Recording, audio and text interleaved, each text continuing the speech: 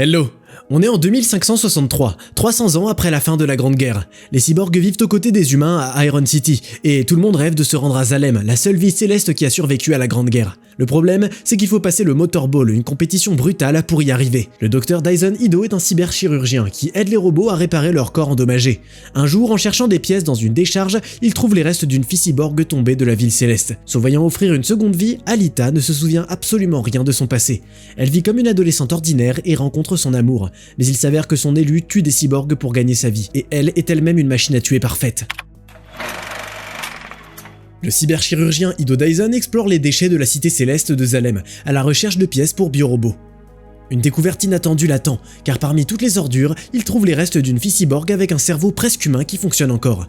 Ido l'amène à son laboratoire, où il effectue avec succès une opération pour la connecter à un nouveau corps. Le lendemain, la jeune fille se réveille dans une salle. Elle est choquée par le corps inconnu qu'elle voit dans le miroir. À côté, il y a des vêtements que quelqu'un lui a préparés. La fille descend et voit le chirurgien et l'infirmière Gerhardt au travail. Ils préparent un cyborg. Rencontrant sa patiente, Ido vérifie son bien-être et la sensibilité de ses récepteurs. Il propose à la jeune fille de manger une orange. Il s'avère que tous ces systèmes fonctionnent parfaitement, à l'exception de sa mémoire, et la fille n'arrive même pas à se souvenir de son propre nom. Pour combattre la tristesse de sa patiente, Dr Ido l'emmène à l'extérieur, et en voyant Iron City ainsi que l'incroyable ville volante de Zalem, Alita se réveille petit à petit. Voyant le nom du médecin sur le panneau, le cyborg veut connaître le sien, et Ido l'appelle Alita. Sur la promenade, le médecin dit à Alita qu'après la Grande Guerre, qui a pris fin il y a 300 ans, Zalem est la seule ville céleste restante, et que tous les survivants des autres villes se sont installés à Iron City et travaillent pour Zalem, sauf que personne n'est autorisé à y aller. Sur l'écran, Alita voit une diffusion d'un jeu brutal appelé Motor Ball. Ido entre dans un magasin et laisse la fille seule. Pendant ce temps-là, elle rencontre un gars nommé Hugo, qui la sauve d'un centurion. Il est très gentil avec Alita, et il regarde sa cyberarme parfaite avec intérêt lorsque le médecin se présente. Ido et Hugo travaillent ensemble. Le gars lui procure différentes parties pour les cyborgs. La nouvelle connaissance éveille un véritable intérêt au plus profond d'Alita. La nuit, la jeune fille se réveille avec des bruits étranges. En regardant la porte, elle voit le docteur Ido revenir avec une main ensanglantée, avant de s'enfermer dans sa chambre. Le matin, tout est revenu à la normale. Le médecin répare les cyborgs, et Alita et Gerhardt l'assistent. Ido explique à Alita que les cyborgs se font dépouiller des parties du corps nécessaires aux joueurs de Motor Ball. En outre, l'un des patients lui a dit qu'un meurtre a eu lieu dans la soirée. I heard that guy carves girls up and sells their body parts. Ido ordonne donc à Alita de toujours rentrer chez elle avant la tombée de la nuit. La jeune fille va se promener en ville, où une femme inconnue l'attrape par la main. Il s'avère que c'est l'ex-femme du médecin, Shiren. Elles se promènent ensemble et discutent d'une tragédie familiale de longue date. Le corps qu'Ido a donné à Alita était destiné à leur fille, décédée il y a de nombreuses années. En marchant dans les ruelles de la ville, Alita rencontre les joueurs de Motor Ball et elle voit Hugo parmi eux. Le gars l'invite à essayer le jeu. La fille se lève sur ses patins, mais au premier tour, elle n'arrive pas à prendre le virage et elle s'envole hors de la piste avant de finir éliminée du jeu par Tanji. Mais au deuxième tour, quand elle a enfin compris les règles, Alita lui prend facilement le ballon et le jette magistralement dans le ring, prenant sa revanche.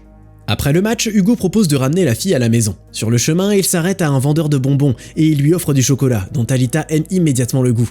Il lui montre également un chasseur nommé Zapan dans la foule, qui est à la recherche de sa proie. Alita remarque une belle épée suspendue à sa hanche. Le premier jour après la demande d'Ido de rentrer tôt à la maison, la jeune fille revient après la tombée de la nuit, à l'indignation du médecin. Le lendemain, Hugo et Alita sont à nouveau ensemble. Le garçon l'emmène dans un gratte-ciel abandonné avec la meilleure vue sur Zalem, et il lui raconte son rêve d'y aller un jour. Hugo suppose qu'Alita vient de la ville céleste, vu que le médecin l'a trouvée dans la déchetterie où finissent les ordures de la ville, mais elle n'a aucun souvenir. I keep trying to remember, but it's still a blank. La nuit, Alita a encore du mal à dormir et elle voit le médecin portant un chapeau et un manteau, partant quelque part avec une grande valise. La fille décide de le suivre et l'attrape assis dans une embuscade avec une énorme hache, et elle comprend qu'il est le meurtrier qui démonte les cyborgs pour les pièces.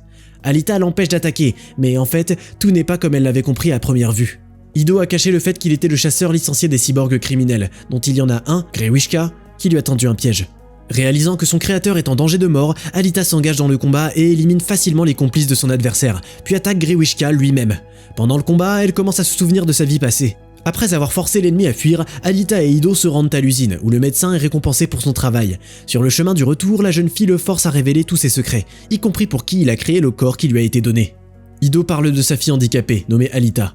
Il avait créé ce corps pour elle, sauf qu'un de ses patients, un joueur de Motor Ball avec un corps incroyablement fort, est arrivé dans la clinique la nuit et a tué la jeune fille. Après la tragédie, sa femme l'a quitté. C'est là qu'Ido est devenu un chasseur pour se venger du meurtrier. Grewishka vient à Shiren pour obtenir de l'aide. La femme découvre une puce de téléprésence dans sa tête et Nova, l'observateur de Salem, entre immédiatement en contact avec elle et Vector.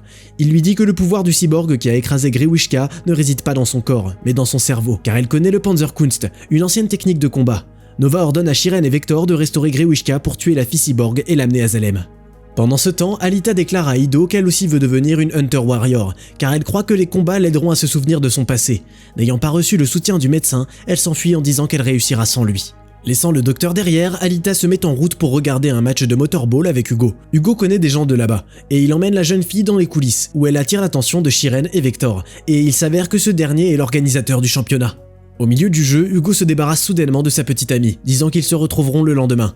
Il part en mission avec ses amis. Apparemment, il fait partie des chasseurs de ferraille qui tuent les cyborgs et vendent leurs pièces aux joueurs de motorball. Et Hugo est forcé de le cacher à Alita. Le lendemain, Hugo emmène Alita à la campagne, où un navire abattu lors de la bataille de Salem se trouve dans un lac. Le garçon pense que ce navire aidera son ami à se souvenir de son passé, et son intuition s'avère correcte. La fille cyborg entre facilement dans la zone de commandement, et déverrouillant le compartiment protégé, elle entre un code qui lui donne accès à des cybercorps parfaits qu'Alita ramène à terre. Elle l'apporte au laboratoire du médecin et elle demande à ce que son corps soit remplacé par un nouveau. Mais le cyberchirurgien refuse de le faire. Ce qui exaspère Alita. La jeune fille exige que le médecin révèle tout ce qu'il sait. Ido cède et il lui dit que le corps qu'elle a trouvé sur le navire est un berserker, une arme humanoïde. Ce sont des berserks qui utilisaient la technique de combat Panzerkunst qu'elle utilise maintenant. Alita est donc l'arme la plus avancée jamais créée. Après avoir entendu ça, la jeune fille se rend à l'usine pour obtenir un permis de Hunter Warrior, qu'elle reçoit sans aucune difficulté, et avec Hugo, elle arrive dans un bar pour Hunter Warrior. Le Zapan narcissique la présente à ses collègues, et à la fin, il lui parle de lui-même et de son arme légendaire, une lame de Damas qui coupe l'armure comme si c'était du beurre. Alita exhorte les chasseurs de se battre contre Grewishka, mais elle ne reçoit que des railleries en retour. Pour les arrêter, elle doit d'abord briser le nez de Zapan, puis battre le reste des chasseurs. La querelle est terminée par Ido, qui apparaît et tente de sortir Alita, quand soudainement un Grewishka mis à jour déchire les portes de l'établissement. Il est venu sur l'ordre de Vector pour ramener la jeune fille, morte ou vivante. Le grand robot est protégé par des gens au pouvoir et il n'a pas de prime sur sa tête, donc tous les chasseurs se retirent devant lui. Acceptant le défi du méchant, Alita se lance après lui et elle est vaincue dans un combat inégal. Mais le souvenir des paroles de son mentor oblige Alita à se battre, donc elle utilise sa main restante pour arracher l'œil de Grewishka, et c'est à ce moment-là que l'aide arrive enfin. Le docteur Ido apporte les restes d'Alita au laboratoire et lui donne un nouveau corps qui, une fois connecté à son cerveau, effectue instantanément des ajustements à tous les microsystèmes. Au réveil, la berserker explore ses nouvelles capacités avec joie. Alita va tout de suite voir Hugo, après quoi le couple quitte leurs amis et, laissés seuls, s'embrassent pour la première fois. Grewishka se retrouve dans le laboratoire de Shiren. Par l'intermédiaire de Vector, Nova le contacte et lui demande d'arracher le cœur d'Alita. Vector n'accepte pas de confier à nouveau cette mission à un morceau de ferraille, et une ruse humaine entre en jeu. Il décide d'utiliser Hugo pour se rapprocher de la cible. Alita, amoureuse, se présente chez Hugo le matin. Interrogé sur son état, le garçon répond qu'il a bu un verre avec Vector. La jeune fille apprend que c'est Vector qui sera le guide d'Hugo pour se rendre à Salem. Mais le gars avoue que si avant il n'avait tout simplement pas assez d'argent pour réaliser son rêve chéri, maintenant, avec l'apparition d'Alita, il est perdu et ne sait pas quoi faire. En apprenant qu'Hugo n'est qu'à 90 000 unités de son objectif, elle lui offre son cœur, mais le garçon refuse. Don't just do things for people. Plus tard, Hugo lui révèle exactement ce dont il a parlé à Vector. Il suggère à Alita de s'essayer à une ligue de motorball. Elle peut devenir une vraie star, et le chemin pour aller à Salem sera ouvert pour elle et Hugo. Sous la pression de son amant, la fille cyborg accepte d'essayer. Dans le vestiaire, Ido prépare Alita, et Vector annonce les conditions spéciales du reste des participants. Une récompense de 5 000 $ pour quiconque tue la fille cyborg. Hugo se précipite au match avant de s'arrêter devant ses amis, qui sont en train de vider un autre cyborg, pour leur dire qu'il ne travaillera plus avec eux. Il se bat avec Tanji, puis Zapan intervient. Alita l'a fait passer pour une risée, et maintenant il veut lui faire du mal en retour, lui enlever son amour, et faire en sorte qu'Hugo soit déclaré comme étant un meurtrier. À ce moment-là, le match commence. Le docteur Ido, voyant des chasseurs et des criminels parmi les équipes, se rend compte qu'il s'agit d'un piège, et il avertit Alita du danger mortel. Après un début confiant, la jeune fille traite magistralement les adversaires dangereux un par un, et au milieu de la bagarre, elle reçoit un appel de détresse de Hugo, qui est poursuivi par Zapan. Alita quitte la piste de course et les mercenaires la suivent. Après avoir échappé au danger, elle finit par vaincre ses poursuivants et arrive à temps pour Hugo, sur qui Zapan a déjà tiré son épée de Damas. Tout à coup, la jeune fille voit une alerte sur l'écran avec une photo d'Hugo, indiquant qu'il est un meurtrier recherché. Zapan parvient à tromper Alita, et Hugo n'arrive pas à s'expliquer. Le chasseur continue de provoquer la jeune fille. You know there's no room for love or mercy in the Hunter's Code. Et voyant l'indécision d'Alita, il plonge son épée dans le ventre d'Hugo. Alita emmène le garçon blessé au temple, où au bord de la mort, Hugo lui avoue son amour. Shiren, qui a été envoyée à la recherche de la fugueuse, voit tout, mais ce qu'elle voit la force à changer d'avis. Elle rapporte à Vector qu'elle n'a pas pu trouver Alita, et il se porte volontaire pour l'aider.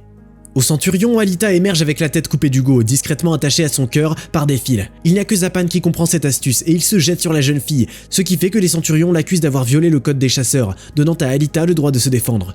Après avoir coupé le visage précieux du bel homme, Alita s'éloigne tranquillement.